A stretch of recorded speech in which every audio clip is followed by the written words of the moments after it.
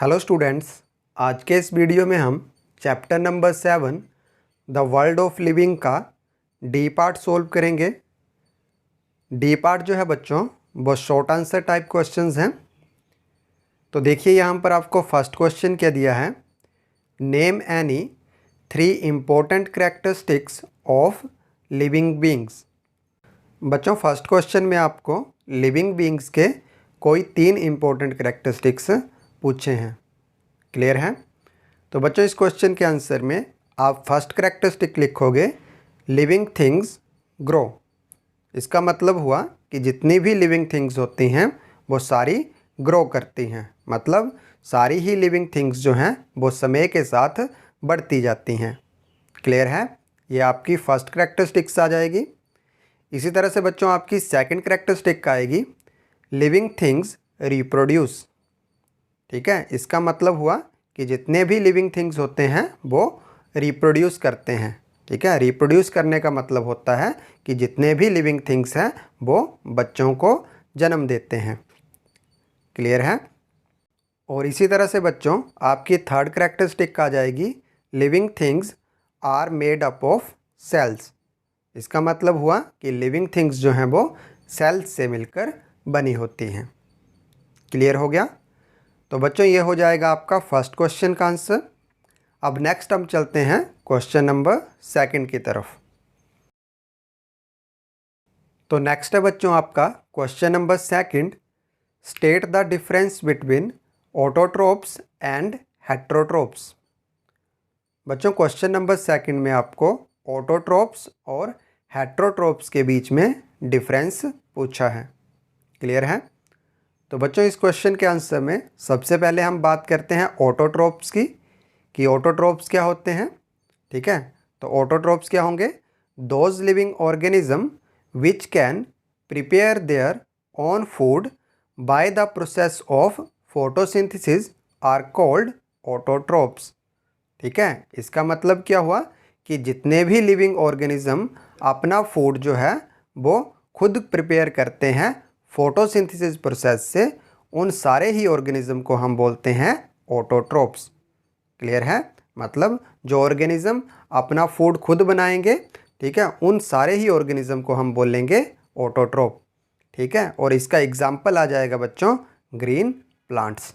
ठीक है, green plants जो होते हैं वो ऑटोट्रोप्स होते हैं, क्योंकि ग्रीन प्लांट्स जो हैं वो अपना फूड खुद प्रिपेयर करते हैं फोटोसिंथेसिस प्रोसेस से। क्लियर हो गया? तो इसी तरह से अब नेक्स्ट हम बात करते हैं हेट्रोट्रोप्स की।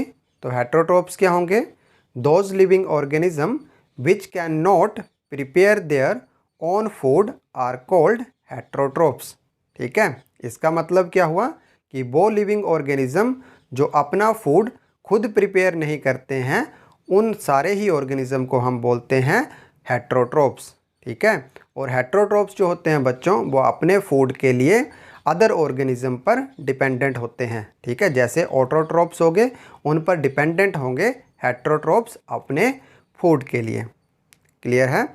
और बच्चों इसका एग्जाम्पल आ जाएगा एनिमल्स और ह्यूमंस।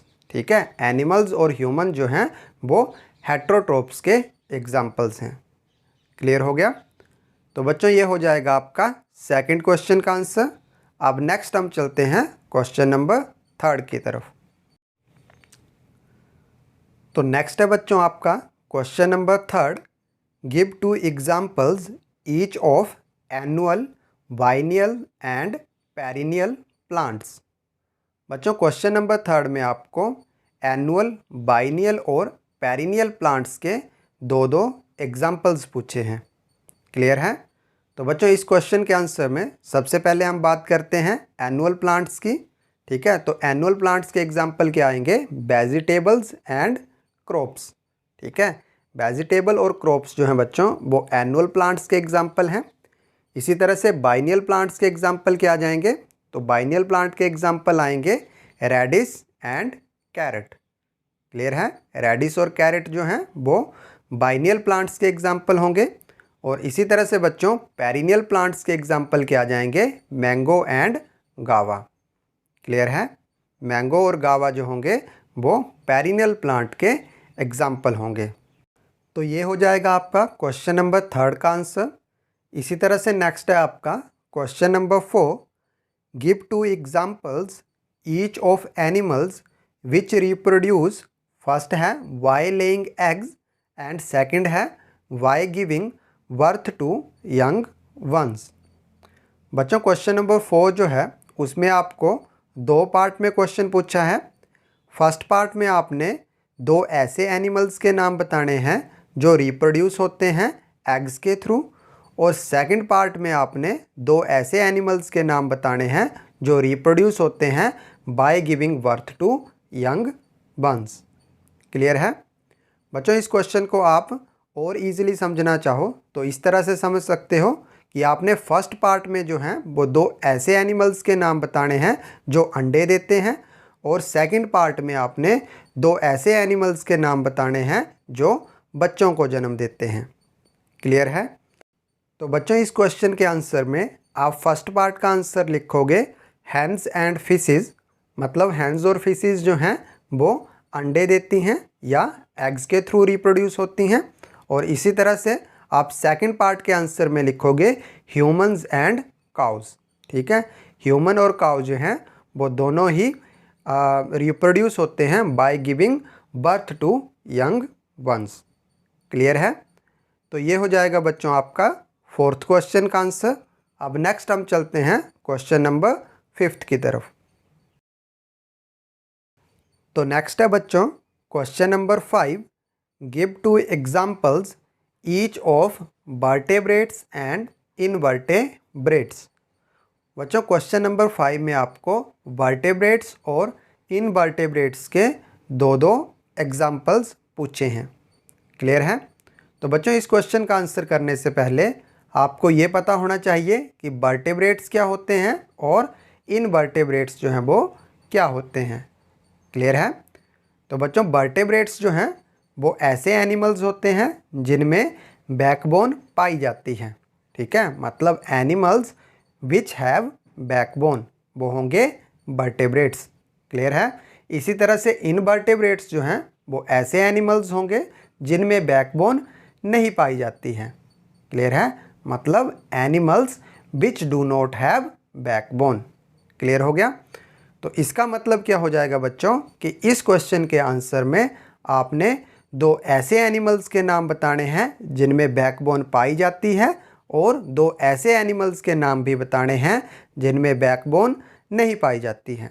ठीक है, तो बच्चों अब बात करते हैं हम इस क्वेश्चन के आंसर की।